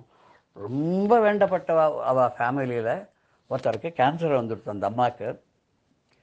ஆனால் அந்த அம்மா ரொம்ப பயந்த சுபாவம், குருஜிக்கிட்ட ஈடுபாடு, அப்படி ஒரு ஈடுபாடு. குருஜி ஒரு நாள் சொன்னாராம், நீங்கள் கவலைப்படாதீங்கோ, நான் இருக்கிற வரைக்கும் உங்களுக்கு சர்ஜரி எதுவுமே நடக்காதுன்னு. ஆனால் ஒரு சமயம் அந்த சந்தர்ப்பத்தில் குருஜி எங்கேயோ வெளியில் போயிருக்கார் போல் இருக்கு, வெளியூருக்கு. அந்த சமயம் பார்த்து என்ன ஆச்சுன்னா, இவருக்கு சர்ஜரி பண்ணினாதான் குணப்படுத்த முடியுங்கிற நிலை வந்து ஆஸ்பத்திரி கூட்டின்னு போய் தியேட்டருக்கும் போயாச்சான். அந்த சமயத்தில் 1 மணி நேரம் காத்துருக்கா அறுவை சிகிச்சை பண்ணுற டாக்டர் வரலையாம். திடீர்னு ஒரு செய்தி வருது, அந்த டாக்டர் வழியில் ஏதோ ஒரு சங்கடத்தில் மாட்டின்னு விட்டதுனால வர முடியல, ஆப்ரேஷனை இன்னொரு நாளைக்கு தள்ளி போடணும்னு சொல்லிட்டு இன்னொரு நாளைக்கு தள்ளி போடணுன்னு இந்த அம்மாவை ஆயிஷன் வந்துட்டாலாம். இன்னொரு நாளுங்கிறது மறுபடியும் எல்லா டெஸ்ட்லையும் பண்ணி பார்த்தா அறுவை சிகிச்சை வேண்டாம் டாக்டர் சொல்லிட்டாராம். இது வந்து குருஜி நிகழ்ச்சி ஒரு அற்புதம். அதை நம்பினவா யாரையும் அவர் கைவிட்டதில்லை. இப்பவும் சூக்ஷ்மமாக குருஜி மைசூர் அருகிலே ஒரு குகையிலே தவம் செய்து கொண்டிருப்பதாக, பல பேருக்கு தரிசனம் கொடுத்திருப்பதாக செய்திகள்லாம் நமக்கு தெரியுது. இப்பேற்பட்ட குருஜி அவர்கள் இன்றும் அடியேனுக்கு எப்படி அருள் செய்கிறார் என்பதை சொல்ல வேண்டும் அல்லவா. நான் கவிக்கண்ணன் என்று மகா பெரிவாளால் நாமதேயம் செய்யப்பட்டவன். அந்த பெயரை இன்று வரை நிலைநாட்டி வருவதற்கு ராகவேந்திர சுவாமிகளும் மகா பெரியவர்களும் குருஜி சுரஜானந்த அவர்களும் எனக்கு வழிகாட்டியாக என்று துணை நிற்கிறாள் என்று சொன்னால் மிகையாகாது. எனக்கு ஏதாவது எழுத வேண்டிய ஒரு சந்தர்ப்பமோ அவசியம் ஏற்பட்டதென்றால் ஒரு பேடையும் பேனாவையும் கொண்டு போய் குருஜியினுடைய படத்துக்கு முன்னாடி வச்சுடுவேன். முதல் நாள் ராத்திரி இந்த இக்கட்டான நிலையிலேருந்து என்னை காப்பாற்றுங்க குருஜி, எனக்கு இந்த இதை எழுதி கொடுக்கறதுக்கு நீங்கள் வழி பண்ணுங்கன்னு சொன்னால் மறுநாள் காத்தால் 4 மணிக்கெல்லாம் கடன்னு யாரோ காதில் சொல்கிற மாதிரி இருக்கும், நான் கிடுன்னு எழுதிடுவேன். அதனால் நான் எழுதக்கூடிய கவிதைகள் எல்லாமே குரு சுராஜானந்த அவருடைய அருளால் வரக்கூடிய கவிதைகள் என்பதை உங்களிடம் பகிர்ந்து கொண்டு, இப்பேற்பட்ட நல்வழி காட்டும் நற்றவருடைய சிறு விவரங்களை உங்களுடன் பகிர்ந்து கொண்டுடன் இன்றைய நிகழ்ச்சியை முடிவு கொண்டுகிறேன். மீண்டும் அடுத்த வாரம் மற்றொரு நிகழ்வோடு சந்திப்போம். ஜெய ஜெயசங்கர ஹரஹர சங்கர. ஸ்ரீ குருபியோ நம. பெரியவா சரணம். இந்நிகழ்ச்சியின் அடுத்த பகுதி நாளை மாலை இதே நேரத்தில் ஒளிபரப்பாகும். பெரியவா சரணம். பெரியவா சரணம். அடுத்த நிகழ்ச்சி மகா பெரியவா மகிமை உபன்யாசம். வழங்குபவர் பிரம்மஸ்ரீ கணேச சர்மா அவர்கள். அபார கருணா சிந்தும் ஞானதம் சாந்தரூபிணம் ஸ்ரீ சந்திரசேகரகுரும் பிரணமாமி முதான்பகம். வேற ஒன்றும் இல்லை, ஆதிசங்கர பகவத்பாதாளுக்கு கேட்குற மாதிரியோ சங்கர விஜயத்தில் இவர் பூர்ணா நதியில் ஸ்நானம் பண்ண போனார். இவர் போயிட்டாராக்கும் அப்படின்னு நினச்சிட்டா சன்னியாசம் வாங்கிட்டா புனர்ஜென்மா, அதனால நான் பழிச்சு வந்தாலும் வந்துடுவேன் அப்படின்னு சொன்னாக்கா அதே மாதிரியே இவர் முதல்ல விட்டுட்டு வெளியில் வந்தார். அப்படிங்கிறாப்புல இந்த வெங்கட்ராமையரா இருக்கிறதே இவர் போயிடுவரோன்னு இருந்தவர் இப்போ சன்னியாசம் வாங்கிட்டு புனர்ஜென்மான்னு ஏந்துட்டு பழையபடி வர ஆரம்பிச்சுட்டு வந்தார். அதுக்கப்புறம் இவருக்கு என்னென்னலாம் பண்ணணுமோ வைதிகமாக அதெல்லாம் பண்ணினா இந்த ஏகாம்பரத்தை பார்த்து இந்த திருவாரூர் இப்போ சுவாமிகள்னு சொன்னோம், திருவாரூர் சுவாமிகள் சொன்னார். அவரோட பையெல்லாம் கொண்டு வந்திருக்காரு யாத்திரையில் கூட ஒருத்தர். அதில் ஓரமாக ஒரு பையை காமிச்சார். அந்த பையில் பணம் இருக்குது, அதுலேருந்து எடுத்து இந்த நாராயண பட்டு வந்து பண்ணி வச்சிருக்கார், அவருக்கு ஏதான சம்பாதனை தட்சிணை கொடுக்கணும், அதுலேருந்து ஒரு 10 ரூபா பணம் எடுத்து கொடு அப்படின்னு. இதை இவர்கிட்ட சொல்லியிருக்க பெரியவா உடனே ஏகாம்பரத்துக்கு என்ன சொல்கிறார், அவர் என்ன பண்ணுறேன்னு. இல்லை அவரோட பைய இருக்கான், அந்த பையில் எதுவும் பணம் வச்சிருக்காராம், இந்த பண்ணி வச்சிருக்க சன்னியாசாசிரமம் கொடுத்து எல்லாம் பண்ணி வைதிகரமாக பண்ணி வச்சிருக்கு, பணம் கொடுக்க சம்பாவனை பண்ண சொல்கிறார், 10 ரூபா எடுத்து கொடுக்க சொல்கிறார் அப்படின்னு. உடனே பெரியவா சிரிச்சுன்னு சொல்றா, அவர் தான் இனிமேல் சன்னியாசி ஆகியாச்சு, இனிமேல் அவருக்கு ஏது பைய, அவருக்கு ஏது இனிமேல் பணம், அதனால நீ ஒண்ணு பண்ணு, அந்த பையில இருக்கிற பணத்துல 10 ரூபா எடுத்து கொடுக்காத, பையில இருக்கிற பணம் முழுக்கலும் எடுத்து அவர்கிட்ட கொடு. இதுக்குதான் ஒரு பெரியவா வேணுங்கிறது. நமக்கு அப்பவும் என்ன தோணுறது, அது தோணல, இவருக்கு அதை வச்சுக்கணுங்கிற எண்ணம் இல்லை. இவர் என்ன பண்ண சம்பாதனை பண்ணணும் அப்படின்னா அதுல இருந்து எடுத்து ஒரு பணத்தை எடுத்து கொடு அப்படின்னு சொல்றாரு. ஆனா பெரியவா என்ன பண்றார், இனிமே இது அவரோடது இல்லை,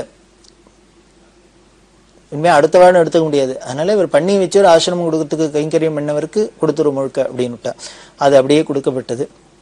அதுக்கப்புறம் மறுநாளைக்கு தீபாவளிக்கு பிரமாதமா பட்சணங்கள்லாம் பண்ணி அலங்காரம்லாம் பண்ணி எல்லாம் பண்ணினா பெரியவா என்னம்னா அம்பாளுக்கு லட்டு இட்டு மைசூர் பாகு இதெல்லாம் ஜாங்கிரி இதெல்லாம் பண்ணி அலங்காரம் பண்ணியாச்சு. பெரியவா சொல்றா, அம்பாளுக்கு முகத்துக்கு மட்டுமான முகம் ஒண்ணுதான் தெரியறாப்புல இருக்கு, அதுக்கும் சந்தன காப்புல அலங்காரம் பண்ணும், அதனால சந்தனம் அரைச்சிடுவா அப்படின்னு சொல்லி வேடிக்கையா இருக்கும். நினைச்சுட்டா நினைச்சதை சொல்லுவா, நினைச்சது நடந்துரும், அவ்வளவுதான் அந்த சந்நிதியில.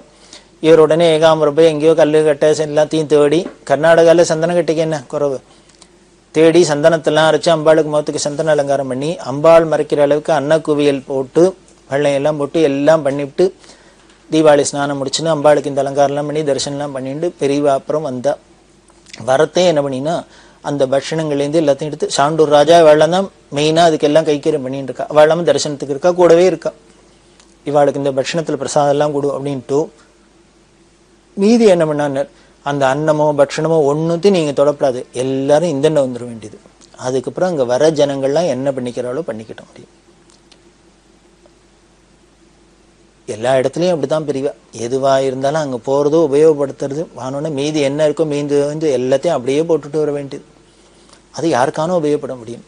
அப்படி இருந்திருக்கிறதே இந்த யானகுந்தியில் இருக்கிறதே ஒரு இஸ்லாமியர், அவர் இந்த சிந்தாமணி மடத்துல இருக்கிறதே அப்படியே உணர்ச்சி பூர்வமா வந்து பெரியவாளை நமஸ்காரம் பண்ணிட்டு இருக்கார். இதை பார்த்துட்டு பெரியவா ரொம்ப சந்தோஷப்பட்டா, அவரோட அந்த பாவத்தையும் அந்த உணர்ச்சியும் பார்த்தா. அவரோ பிறப்பால ஒரு இஸ்லாமியரா இருக்கார், ஆனா அந்த பக்தி பெரியவாளை பார்த்தோன்னு அந்த பக்தியும் அந்த உணர்ச்சியும் பார்த்தோன்னு பெரியவா சொல்றா, பாரு என்ன பக்தி பாரு அவனுக்கு. எனக்கு ஒண்ணு தோன்றது, இவன் ஒருத்தனுக்காக இந்த பக்திக்காகவே இந்த ஊர்லயே இருந்துட்டா தேவையில்ல போல இருக்கு அப்படின்னு பெரியவா சொல்றான்னா அந்த வந்தவரோட பக்தி எப்படி இருந்திருக்கும், அந்த பாவம் எப்படி இருந்திருக்கும் அப்படிங்கிறத நாம தெரிஞ்சுக்கலாம். அப்படி இந்த அனகுந்தியில சிந்தாமணி மடத்துக்கு பக்கத்துல இருக்கிறதே அங்கங்க மலை பாறையா இருக்கும். அதுல ஒரு ஓரத்துல ஒரு மண்டபம், ராமர் நின்னுண்டு பானம் போட்டார் ஒரு மரத்தடியிலேருந்து வாலி வதம் பண்றதுக்கு அப்படி எல்லாம் சொன்னோம். அதுக்கு பக்கத்துல ஒரு பழைய மண்டபம், கருங்கல்லு மண்டபம், எல்லாம் கருங்கல்லு தான். அந்த மண்டபத்துல தான் ஒரு ஓரத்துல பெரியவா இருந்தா இன்னொரு இடத்துல ஒரு ரூம் மாதிரி இருக்கும். அதுல சமையல் எல்லாம் பண்ணி வாளுக்கு ஆகாரம் எல்லாம் கூட கைங்கரியம் பண்ற வாழ்க்கலாம். அப்படி இருக்கிறதே ஒரு நாளைக்கு இவா சமையல்லாம் பண்ணிட்டு பெரியவாளுக்கு பிட்சை எடுத்து இந்த கூட கைங்கரியம் பண்ணவாள்லாம் என்ன பண்ணினா அவ போய் ஆகாரம் பண்ணணும். அப்ப இந்த திருத்தாமர மணி அப்படின்னு சொன்னேன், ஹாஸ்பிட்டல்லேருந்து அவர் தரிசனத்துக்கு வந்திருக்கு. இந்த மணியை நீ பாத்துக்கோ பெரியவாளை, நாங்கள போய் ஆகாரம் பண்ணிட்டு வரோம் அப்படின்ட்டு சொன்னா. இவாள்லாம் உள்ளுக்குள் போய் இலையை போட்டு சாப்பிட்டு இருக்கா. பெரிய உடனே இந்த திருத்தாமரை பண்ணிட்டு சொன்னா, நீ ஒண்ணு பண்ணு, நேரா அந்த உள்ள சாப்பிட்டு இருக்கா, எல்லாரையும் உடனே கிளம்பி வெளியில வர சொல்லுவோன்னு. இவர் மணிக்குள்ள போய் சொன்னார், உங்களெல்லாம் உடனே வர சொன்னானு. அவ சொன்னா, நாங்கெல்லாம் சாப்பிட்டு இருக்கோம், சாப்பிட்டுட்டு வரோம்னு சொல்லு அப்படின்னா. இல்ல உடனே வர சொல்லுன்னு பெரியவா உத்தரவு. பெரியவா சொல்லிட்டா வேற என்ன பண்ண முடியும், வேற வழி இல்லை, எல்லாரும் கிளம்பி இந்தன்னு வரா. அந்த உள்ள சமையல் கிட்ட அதுல ஏதோ ஒரு பூனை படுத்துட்டு இருக்கு. அங்க உள்ள ஊலையில ஏதாவது ஒரு பூனை இருக்கும், அதையும் கொண்டு மொள்ள விரட்டி விடு, இந்த பக்கம் விரட்டி விடு அப்படின்னா. இப்படி எல்லாரும் வந்தா பூனையும் விரட்டி விட்டா. இப்படி எல்லாரும் வெளியில வந்து இந்த பூனையும் வெளியில வந்ததோ இல்லையோ என்ன அடுத்த நிமிஷம் ஆச்சுன்னர் அந்த கருங்கல் மண்டபம் தொட தொட தொட தொடன்னு சாஞ்சு கொடுத்து கீழே சரிஞ்சு விழிஞ்சு இடிஞ்சு விழுந்துடுத்து.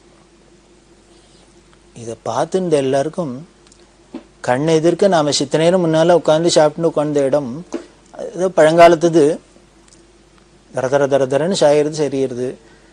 இதை பார்த்து இந்த வாழ்க்கை எப்படி இருந்திருக்கும் அப்படின்னு பகீர்னது திடீர்னுது. நல்ல வேளை நாம இப்படி இந்த சமயத்துல இது சரியே போறது நம்மளை காப்பாத்துறதுக்கு தான் பெரியவா உடனே வெளியில வர சொல்லுன்னு இருக்கா. அப்ப பார்த்தா நம்ம சாப்பிட்ற கூட விட மாட்டேங்கிறாளே பெரியவா, இப்படி அவசரப்படுத்துறாளே அப்படின்னு நினைச்சுட்டா அடுத்த நிமிஷம் கண்ணெதிர்க்க அதுக்கு பலன் தெரியுது, மண்டபம் இடிஞ்சு விழுறது. அப்படி ஒரு இடம் அந்த ஆனகுந்தி. அப்படி இந்த ஆனகுந்தி எல்லாம் இருந்தா. அதுக்கப்புறம் மதுவனம்ங்கிற இடம், அந்த மதுவனத்துல வந்து இருந்தா பெரியவா. இந்த மதுவனத்துல பிட்சையெல்லாம் முடிச்சுட்டு இப்படி பல இடங்கள்ல வர. அதுல ஹேமகூட்டம் அப்படிங்கிற இடம் ரிஷ்யமுகம் அப்படிங்கிற இடம், மால்யவந்தம் அப்படிங்கிற இடம். இந்த மால்யவந்தத்தில் ராமர் கோவில், அதுவும் ஒரு மலை மாதிரி இருக்கும். அந்த மலையில் போனால் அங்கே பார்த்தீங்கன்னா அப்படி ஒரு உபச்சாரம். அங்கே ராமரும் லக்ஷ்மணரும் இருந்து ராம தீர்த்தம்னு இருக்குது, லக்ஷ்மண தீர்த்தம்னு இருக்குது. அங்கேயே என்ன பண்ணுவோன்னா ராமாயணத்தை பாராயணம் பண்ணிகிட்டே இருக்கா.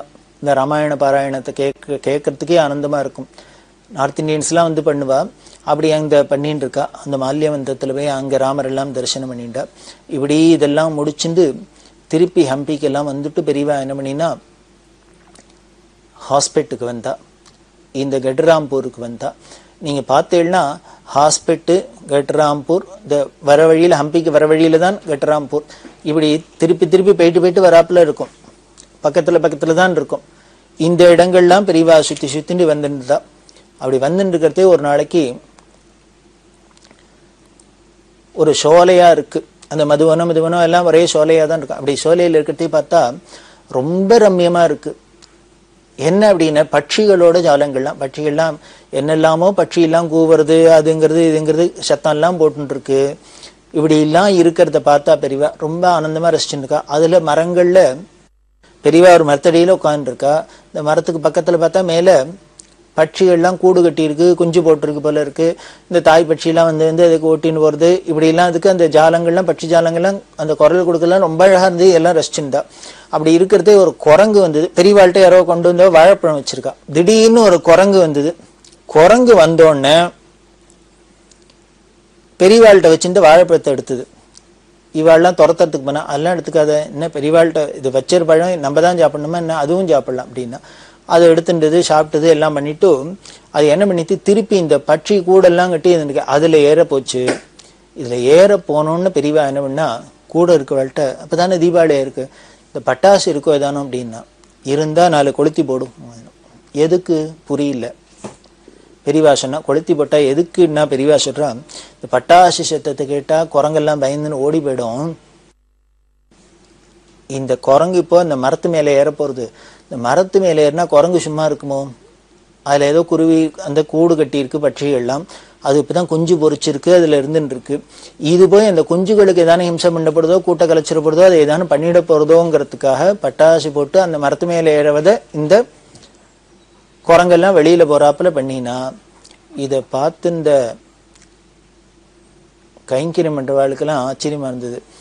பெரியவா கவனம் எப்படிலாம் இருக்கு பாரு, ஏதோ ஒரு மரத்தில் இருக்கிற குருவிக்கு கூடு கட்டி இருக்கு, அதெல்லாம் பார்த்தா கூட அது மேலெல்லாம் கூட கருணை, எல்லா ஜீவராசிகள்ட்டையும் கருணை, எல்லாத்தையும் எப்படி பாதுகாக்கலாம் அப்படின்னு சொல்றாப்புல இருக்கு. இதுதான் பெரியவாளோட குணாதிசயம். இந்த குருவிகள் பட்சிகள் அப்படின்னு ஞாபகம் வருது. ஒருத்தர் வந்தார். அவர் என்ன பண்ணினார், எப்படிலாம் பாதுகாக்கிறா பெரியவா அப்படிங்கிறதுக்கா. பாவம் ஒரு நடுத்தர குடும்பம், அவர் அப்பாவுக்கு உடம்பு சரியில்லை, ஆஸ்பத்திரியில் சேர்த்துருக்கு. ஆஸ்பத்திரியில் சேர்த்தா இவரால் அதுக்கு உண்டான செலவழிக்கவும் முடியல. ஆனால் அப்பானா செலவழிக்காதையும் இருக்க முடியாது, என்ன பண்ணுறதுன்னு தெரியல. பெரியவாள்கிட்ட வந்து சொன்னார், ஆஸ்பத்திரியில் எதை எடுத்தாலும் காசாக இருக்குது, ஆக்சிஜனா காற்றுக்கு காசு வாங்குறா, இனிமேல் ட்ரிப்ஸ் ஏற்றுனா தண்ணிக்கு வாங்குறா, பெட்டுக்கு இப்படிலாம் செலவழிக்க சொல்கிறா, என்ன பண்ணுறதுன்னு தெரியல. பெரியவா தான் நாங்கள் சமாளிக்க முடியல. உடனே பெரியவா அப்பாவுக்கு என்ன வயசாச்சு அப்படின்னா, சதாபிஷயம் ஆயிடுத்து அப்படின்னு. அப்போ நீ ஒன்று பண்ணு, போய் டிஸ்சார்ஜ் பண்ணு, நேராக வீட்டுக்கு அழிச்சுன்னு வா. வீட்டுக்கு அழிச்சுன்னு வந்து அப்பாவுக்கு ஏதான ஆகாரம் கஞ்சி என்ன அவருக்கு செல்றதோ நீ ஆகாரத்தை கூடும், விடாத விஷ்ணு சஹஸ்ரநாமம் பாராயணம் பண்ணிட்டு, பகவன் நாம எப்பொழுதும் காதில் விழறாப்பல பண்ணிகிட்டே இரு.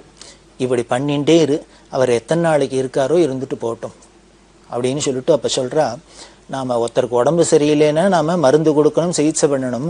ஆனால் அதை விட முக்கியம் அருமருந்து, ஒரு தனி மருந்து அப்படின்னு சொல்லியிருக்கு பகவன் நாம, பகவத் ஸ்மரண. இனிமேல் 80 வயசுக்கு மேலே ஆயிடுத்து, ஆஸ்பத்திரியில் கொண்டு வச்சிருந்தாலோ எக்கச்சக்கமாக காசு செலவழிக்க வேண்டியிருக்கு. அது வசதி இருக்கிறவா செலவழிக்கலாம், வசதி இல்லைன்னா நம்ம என்ன பண்ணுறதுன்னு தெரில. அதனால நமக்கு என்ன பண்ணலான்னு, அவர் சத்கதி அடையிறதுக்கு ஏதானும் கைங்கரியம் பண்ணலாம். அதுக்கு வீட்டுக்கு அழிச்சுன்னு வா, அவர் சௌக்கியமாக இங்கேயே அவர் ஆவி பிரியட்டும் பகவத் ஸ்மரணையோட அப்படின்னு சொல்லி அவருக்கு சொன்னா.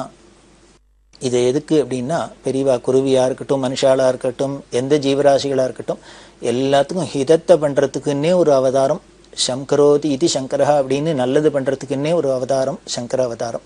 அதுதான் பெரியவான்னு சொல்லி அந்த சங்கரோட நன்மையில இன்னும் என்னென்னலாம் யாரெல்லாம் அடைஞ்சாங்கிறத தொடர்ந்து பார்க்கலாம். பெரியவா சரணம். இந்நிகழ்ச்சியின் அடுத்த பகுதி நாளை மாலை இதே நேரத்தில் ஒளிபரப்பாகும். பெரியவா சரணம். பெரியவா சரணம். அடுத்த நிகழ்ச்சி திருவாசக இன்னிசை. வழங்குபவர் ஸ்ரீ சத்குருநாத தேசிகர் அவர்கள். பெரியவா சரணம். திருச்சிற்றம்பலம். காருண்யத்து இரங்கல் தரிக்கிலேன் காய வாழ்க்கை சங்கரா போற்றி வான விருத்தனே போற்றி எங்கள் விடலையே போற்றி ஒப்பில் ஒருத்தனே போற்றி உம்பரு தம்பிரான் போற்றி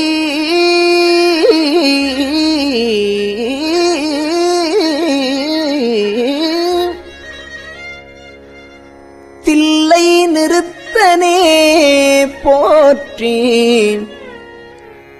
எங்கள் நின்மலா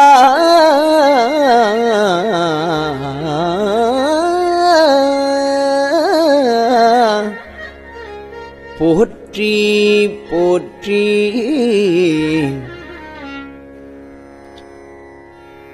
போற்றி. ஓம் நமச்சிவாய. புயங்கனே மயங்குகின்றேன்.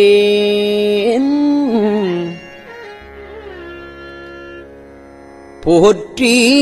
ஓம் நமச்சிவாய. புகலிடம் பிறிதொன்றில்லை.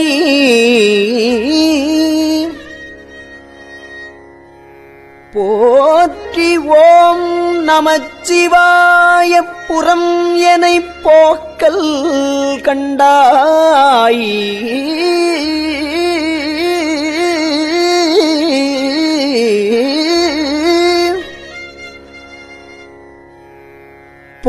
போற்றி. ஓம் நமச்சிவாய. சயசய போற்றி. போற்றி.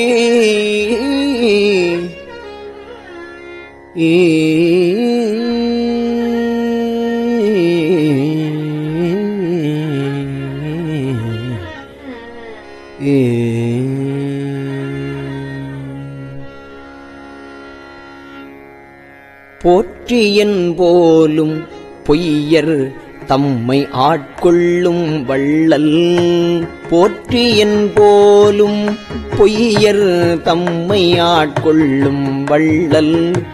போற்றி நின் பாதம் போற்றி நாதனே போற்றி போற்றி. போற்றி நின் கருணை வெள்ள புதுமது புவனம் நீர்த்தி காற்று இயமானன் வானம் இருசுடர் கடவுளானே.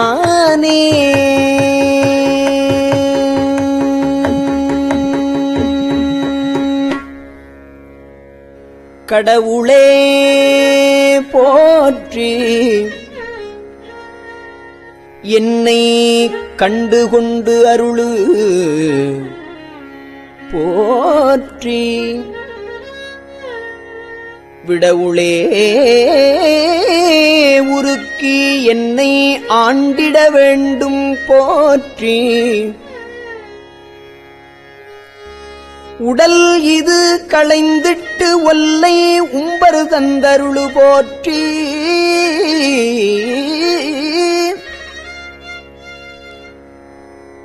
சடையுளே கங்கை வைத்த சங்கரா சங்கரா போற்றி போற்றி.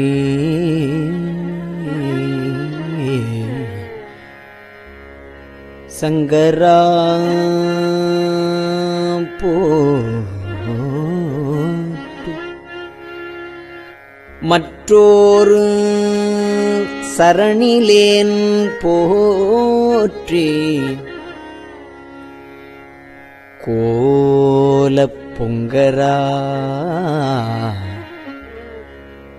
அல்குல் செவ்வாய் வெண்ணகைக் கரியவாட்கண்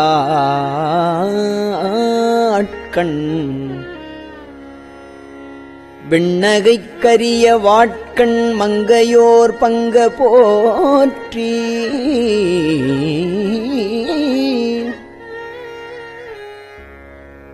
மால் விடை ஊர்தி போற்றி. இங்கு இவ்வாழ்வு ஆற்றகில்லேன் எம்பிரான்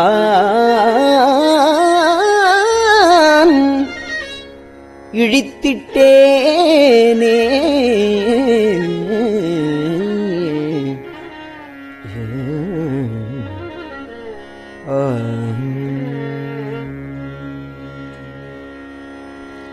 இழித்தனன் என்னை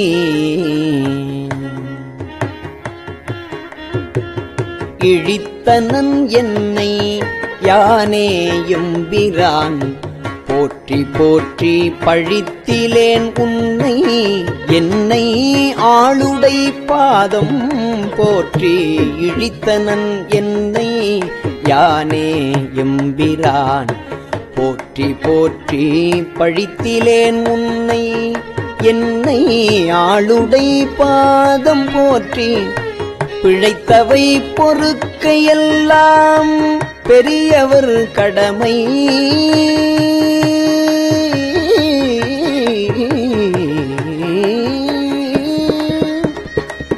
பிழைத்தவை பொறுக்கையெல்லாம் பெரியவர் கடமை போற்றி. ஒழித்திடு வாழ்வு போற்றி உம்ப நாட்டு எம்பிரானே.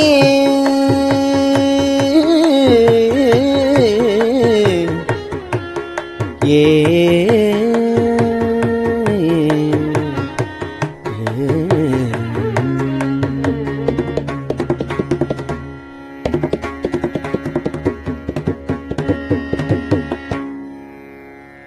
எம்பிரான் போற்றி.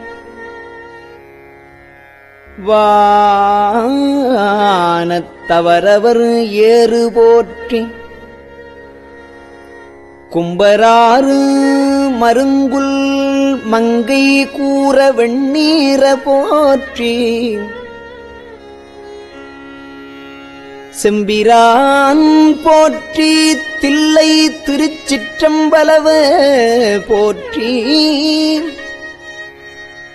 உம்பரா போற்றி. என்னை ஆளுடை ஒருவ போற்றி. ஒருவனே போற்றி. ஒப்பில் அப்பனே போற்றி. வானோர் குருவனே போற்றி. எங்கள் கோமளக் கொழுந்து போற்றி. வருக என்று என்னை நின்பால் வாங்கிட வேண்டும் போற்றி.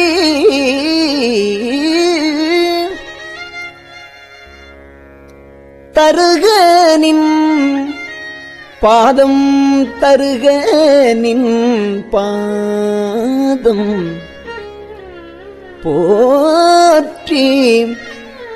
தமியனேன் தனிமை தீர்த்தே தீர்ந்த அன்பாய அன்பர்க்கு அவரினும் அன்ப போற்றி. பேர்ந்தும் என் பொய்மை ஆட்கொண்டு அருளிடும் பெருமை போற்றி. வார்ந்த நஞ்சையின்று வானோர்க்கு அமுதம் ஈ வள்ளல் போற்றி ஆர்ந்த நின் பாதம்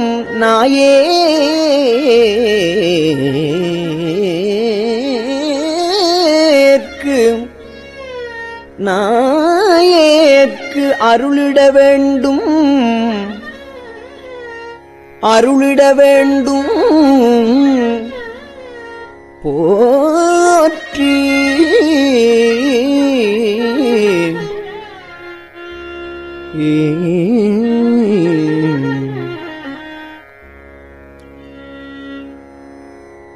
போற்றி இப்புவனம் நீர் தீ காலொடு வானமானாய் போற்றி இப்புவனம் நீர் தீ காலொடு வானமானாய் போற்றிய உயிர்க்கும் தோற்றம் ஆகினி தோற்றம் இல்லாய் போற்றி எல்லா உயிர்க்கும் ஈராயிரின்மையானாய் போற்றி எல்லா உயிர்க்கும் ஈரின்மையானாய் போற்றி ஐம்புலன்கள் நின்னை புணர்க்கிலா புணர்க்கையானே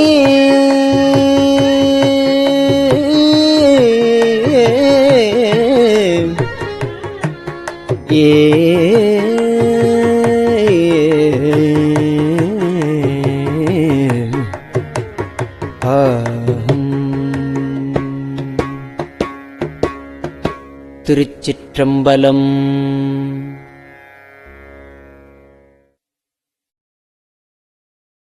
பெரியவா சரணம். இந்நிகழ்ச்சியின் அடுத்த பகுதி நாளை மாலை இதே நேரத்தில் ஒளிபரப்பாகும். பெரியவா சரணம். பெரியவா சரணம். பெரியவா வானொலியின் இன்றைய நிகழ்ச்சிகளின் நிறைவாக திருப்பொன்னூசல் வழங்குபவர் சத்குருநாத தேசிகர் அவர்கள். பெரியவா சரணம். திருச்சிற்றம்பலம். திருப்பொன்னூசல். ஆணோ அலியோ அறிவையோ என்று இருவர் காணா கடவுள் கருணையினால் தேவர்குழாம் நாணாமே உய்ய ஆட்கொண்டு அருளி நஞ்சுதனை ஊனாக உண்டருளும் உத்தரகோசமங்கை கோணாறு பிறைச்சன்னி கூத்தன் குணம் பரவி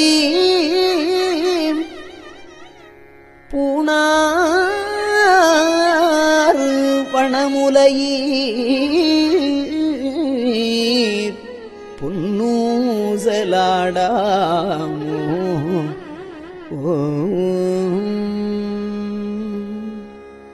திருச்சிற்றம்பலம்.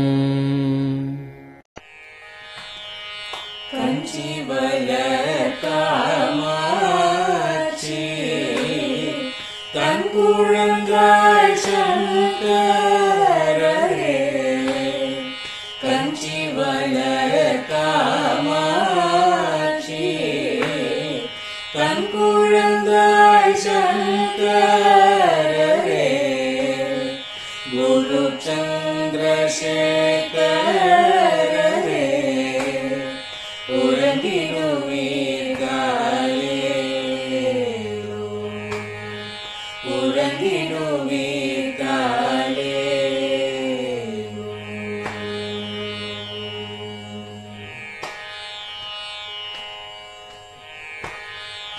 ஆதிகுரு சங்கரராய்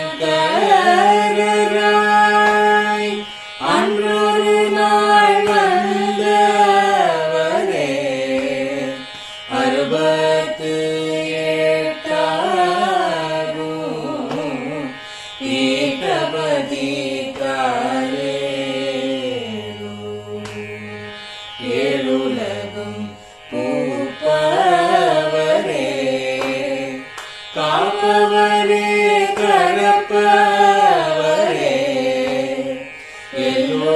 யாவர்க்கும் அருள்பவரே உறங்கிடுவீத்தாரே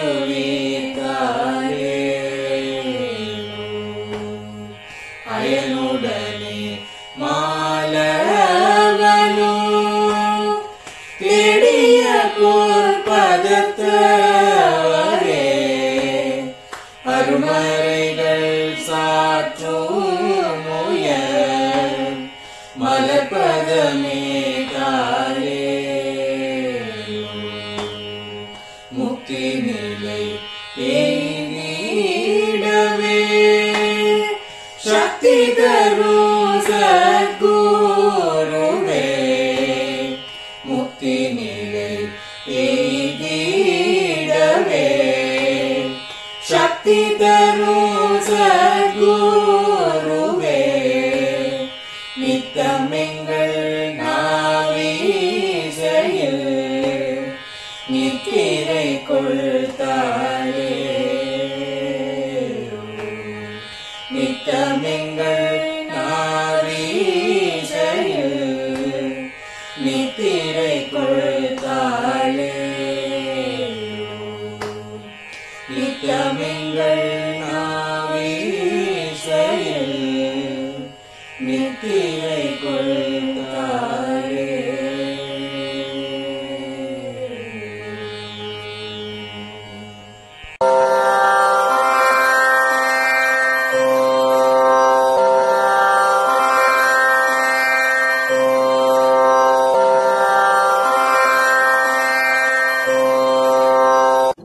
பெரியவா சரணம். பெரியவா வானொலியின் மாலை நிகழ்ச்சிகள் இத்துடன் நிறைவடைகின்றன. எமது அடுத்த ஒளிபரப்பு நாளை காலை இந்திய நேரப்படி 6 மணிக்கு துவங்கும். பெரியவா சரணம்.